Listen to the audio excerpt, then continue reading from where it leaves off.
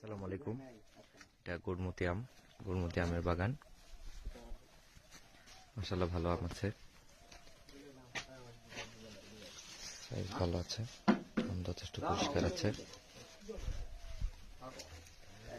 ফলন কিছুটা ভালো এসেছে,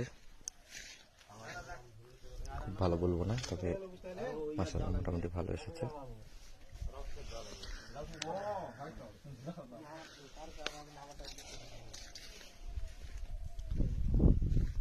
গুড়মতি আমের ভ্যারাইটিটা একটু লেট ভ্যারাইটি। আমরা উঠতে উঠতে সেপ্টেম্বরে গিয়ে আমরা গুড়মতি আমটা পাই।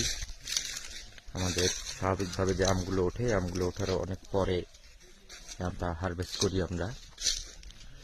তো আমরা বাগানের ডালগুলো কিছুটা কেটে দিয়েছি, কারণ এটা হারভেস্ট করার পরে বর্ষার সময়টা চলে যায়। এই জন্য আমরা যে ডালগুলিতে আম আসেনি সেই ডালগুলি